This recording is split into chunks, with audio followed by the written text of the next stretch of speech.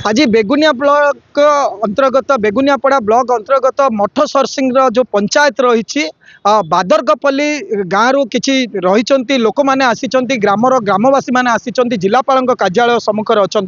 देखु से दाबीपत्र नहीं से आज जिलापाल कार्यालय को मिसवाई आसी ग्रामवासी नाना असुविधा हो जो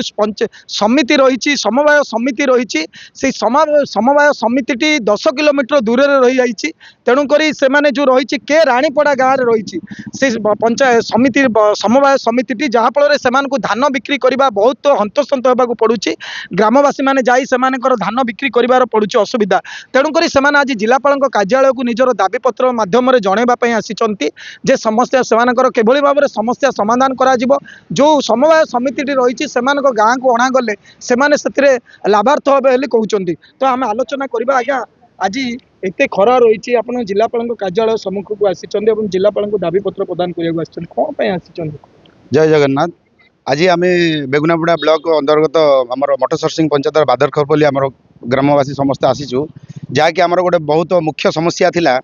के रानीपड़ा सोसाइटी आम बादरखरपल्ली ग्रामटी संयोजित हो जाइए से आमको धान मंडी समय नेबा बहुत असुविधा हो गाड़ी खर्च देवाक पड़ुछि प्लस मंडी टाइम रे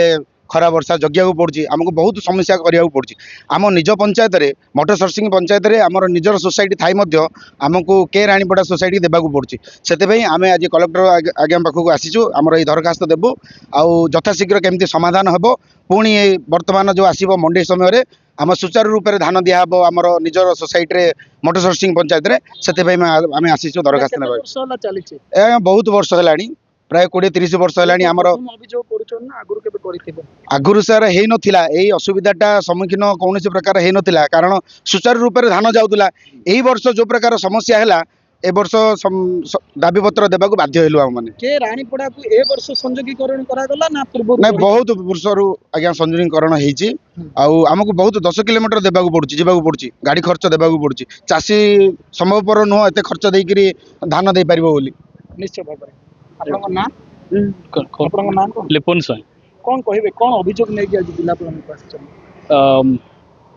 आमर बहुत मुख्य अभियोग हूँ आमर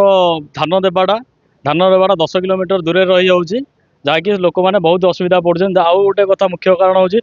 लोन भी बहुत असुविधा पड़े गोटे आमर छाड़ भी हो पार ना गोटे पंचायत रही जाइए रानीपड़ा सानस्तापड़ा पंचायत रही जाइए आम अच्छु मठ सिंह पंचायत छाड़ भी हो पार आमर लोन रही पीड़िया सार आने भी आम बहुत असुविधा होची तार किसी समाधान है आम जिलापाल चिरबोध हो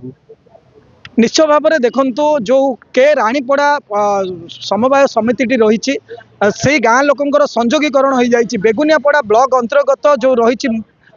मठ सरसिंग जो गाँ रही पंचायत रही एवं जो गाँ रही बादरकपल्ली गाँ टी रही मठ सरसिंग पंचायत हेले से जो के रानीपड़ा समवाय समिति संयोगकरण कर द्वारा से नाना असुविधार सम्मुखीन होती 10 किलोमीटर जाई धान बिक्री करुँच एवं बहु वर्ष धरी असुविधा हवा लगी आज से लोकंर समस्त असुविधा को से सामना करने पर से मनस्थ कर यथाशीघ्र मठ सरसिंग को आना जाऊ आमर समवाय समिति आम पंचायत रे थिले मध्य आमको कहीं के जो रही रानीपड़ा को संयोगीकरण करा जायछि सेमाने आज आसी 100 रु ऊर्ध्व आसी ग्रामवासी एवं आलोचना करबा आज्ञा कौन रही कहीं आपण माने आज जिलापाल कार्यालय आज्ञा आमर आगुरु समिति रही जाइछि रानीपड़ा आग थिला एरा गोटे पंचायत थिला एबे तो दी भाग हो गला तथापि आमर समितिटा रहीगला रानीपड़ा रहीगला परे आमर पंचायत हैला मठसर सिंह आम मठसर सिंह न देकरी आम से पीढ़ी आणुचु एत दूर 10 किलोमीटर पीढ़ी आणुचु आ धान भी 10 किलोमीटर नहीं दिया से आम बहुत असुविधार सम्मुखीन हो हाँ से आम दाबीपत्र ग्रामवासी आस मोटामोटी कहवाक गले मठ सरसिंग जो पंचायत रही से पंचायत अंतर्गत थिला जो बादरकपल्ली गाँटी एवं ଯେତେବେଳେ ସେ କେ ରାଣୀପଡ଼ା ଗ୍ରାମର ସମବାୟ ସମିତି ଯେଉଁ ରହିଛି ସେଠାରେ ଗୋଟିଏ 2ଟି ପଞ୍ଚାୟତ ଯେତେବେଳେ ବିଭକ୍ତ କରାଯାଇଛି ସେତେବେଳେ କେ ରାଣୀପଡ଼ା ଗ୍ରାମକୁ ଯେଉଁ ସମବାୟ ସମିତି ରହିଛି ତାହାକୁ ବାଦରକପଲ୍ଲୀକୁ ଗୋଟିଏ ଗାଁକୁ ସେଥିରେ ଅନ୍ତର୍ଭୁକ୍ତ କରାଯାଇଛି ଯାହାଫଳରେ ଏଇ ଯେଉଁ ବାଦରକପଲ୍ଲୀ ଗାଁଠୁ 10 କିଲୋମିଟର ରହୁଛି କେ ରାଣୀପଡ଼ା ଯାହାଫଳରେ ସେମାନେ ଯେଉଁ ପିଡ଼ିଆ କଥା କୁହନ୍ତୁ ସାର କଥା କୁହନ୍ତୁ କିମ୍ବା ଯେଉଁ ଧାନ ଆଣିବା ବିକ୍ରି କରିବା କଥା କୁହନ୍ତୁ ସେମାନେ ଗାଡ଼ି ଭଡ଼ା ଦେଇ ଅନେକ ଖର୍ଚ୍ଚାନ୍ତ ହେବାକୁ ପଡ଼ୁଛି ସେମାନଙ୍କୁ ତେଣୁକରି ସେମାନେ ଆଜି ଜିଲ୍ଲାପାଳଙ୍କୁ ଏକ ନିବେଦନ କରିବା ପାଇଁ ଆସିଛନ୍ତି ଯଥାଶୀଘ୍ର ସାର୍ ତାର ତଦନ୍ତ କରନ୍ତୁ ଏବଂ କେ ରାଣୀପଡ଼ାରୁ ଆମର ଯେଉଁ ସମବାୟ ସମିତି ରହିଛି ଆମ ଗାଁକୁ ନାମ କାଟି ଆମର ନିଜ ପଞ୍ଚାୟତ ମଠ ସରସିଂଙ୍କୁ ଆମର ସମବାୟ ସମିତିରେ ଆମ ଗାଁକୁ ଅନ୍ତର୍ଭୁକ୍ତ କରାଇଲେ ଆମେ ଆପଣଙ୍କ ପାଖରେ ଚିର ଉପକୃତ ରହିବୁ।